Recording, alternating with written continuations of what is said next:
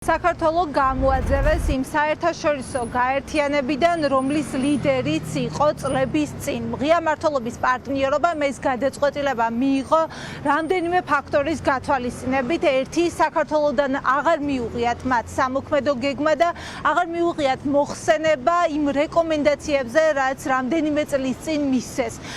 დაახლოებით 2023 წლის შემდეგ, როდესაც ეგრეთ წოდებული რუსული კანონი საქართველოს პარლამენტმა მიიღო პირველად გასცა OGP-მ რეკომენდაცია, ორი მთავარი რეკომენდაცია საქართველოს მთავრობის მისამართით. ერთი, რომ გაუქმებულიყო ყველა რეპრესიული კანონმდებლობა, რომელიც ზღუდავდა როგორც სამოქალაქო საზოგადოებას, ასევე მედიის თავისუფლებას და მეორე ეხებოდა იმას, რომ შეკრებების და მანიფესტაციების დროს მოქალაქეების უფლებები ასევე ყოფილიყო დაცული და სამოქალაქო საზოგადოების უსაფრთხოება, ფიზიკური უსაფრთხოება ყოფილიყო გარანტირებული.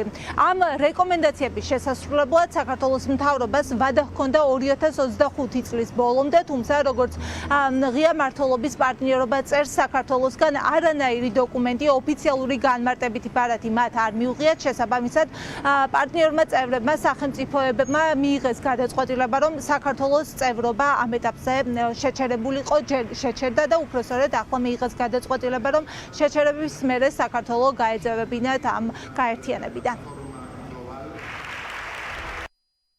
იმ პირობებში, როდესაც მთავრობის მხრიდან არ იქნა წარდგენილი სამუშაო გეგმა ან ანგარიში გამოსასწორებელი ღონისძიებების შესახებ, მმართველი კომიტეტი დაეყრდნო დამოუკიდებელ მესამე მხარის შეფასებებს. აღნიშნული დასკვნები მიუთითებს მედიისა და სამოქალაქო საზოგადოების სამუშაო გარემოს საკანონმდებლო და ინსტიტუციურ შეზღუდვებზე, ასევე ფუნდამენტური თავისუფლებების დაცვასთან დაკავშირებულ მიმდინარე პრობლემებზე. მმართველმა კომიტეტმა დაასკვნა, რომ ქვეყანაში აღარ არსებობს OGP-ში მონაწილეობისთვის აუცილებელი პირობები, მათ შორის მთავრობასა და სამოქალაქო საზოგადოებას შორის თანამშრომლობის ხელშემწყობი გარემო. მიღებული გადაწყვეტილებით საქართველოს OGP-ში მონაწილეობა ოფიციალურად სამუდამოდ შეუწყდა, ხოლო რეაგირების პოლიტიკის ფარგლებში დაწყებული საქმე დაიხურა. ღია მმართველობის პარტნიორობა ეფუძნება პრინციპს, რომლის მიხედვითაც მთავრობასა და სამოქალაქო საზოგადოებას უნდა შეეძლოთ ერთობლივი მუშაობა ისეთ გარემოში, სადაც დაცულია ფუნდამენტური თავისუფლებები. ყოვლისმომცველი და სამართლიანი განხილვის პროცესის შედეგად დადგინდა, რომ საქართველო ამჟამად აღარ აკმაყოფილებს ამ პირობებს.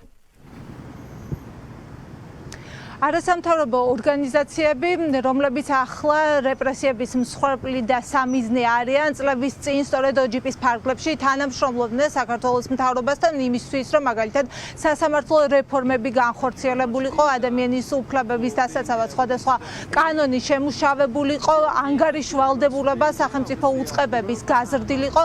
ახლა ამბობენ, რომ ამ რეკომენდაციების გათვალისწინების ნაცვლად საქართველოს მთავრობამ ქვეყანაში ბევრი მიმართულებით მდგომარეობა გააუარესა, მიიღო რეპრესიული კანონები, რომელიც ერთი მხრივ სამოქალაქო საზოგადოებას და სამოქალაქო სექტორს აზიანებს, მეორე მხრივ ადამიანების უფლებებს არღვევს შეკრებების დროს, აქციების დროს და უფრო მეტად გაამკაცრა კანონები სწორედ ამ მოქალაქეების დასაშლელად.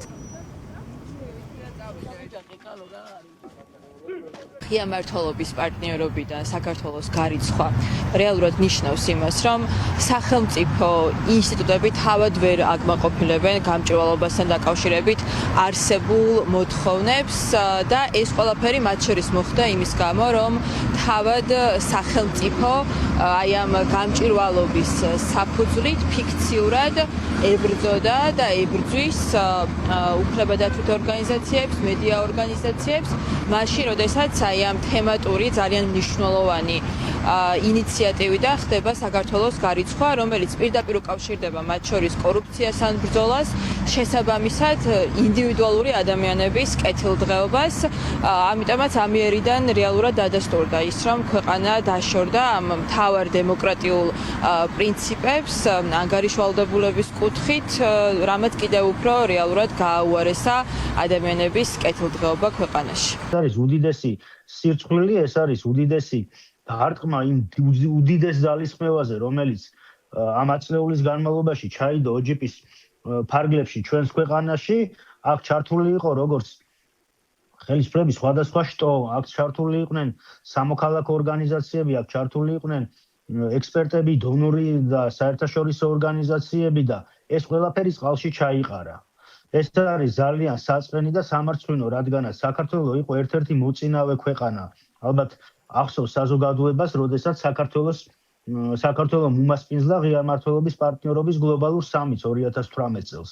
რა დიალოგზე და OGP-ზე არის საუბარი, როდესაც პრაქტიკულად ორგანიზაციები გააუქმეს. შექმნეს ისეთი ზოგადად გარემო, რომ სამოქალაქო ორგანიზაციებს არანაირად აღარ აქვს საშუალება, რომ ფუნქციონირონ და რაიმე საქმიანობა განახორციელონ. რა შემთხვევაში შეიძლება საქართველოს ღია მმართველობის პარტნიორობაში დაბრუნება, გაწევრიანება მხოლოდ მაშინ, როდესაც ქვეყანაში ანგარიშვალდებულება მთავრობის გაიზრდება, მოქალაქეების მიმართ გამჭვირვალობა გაიზრდება, შესაბამისად, ამის შემდეგ უკვე ქვეყანას შეიძლება კრიტერიუმების დაკმაყოფილების შემთხვევაში ხელახლა მოითხოვოს გაწევრიანება.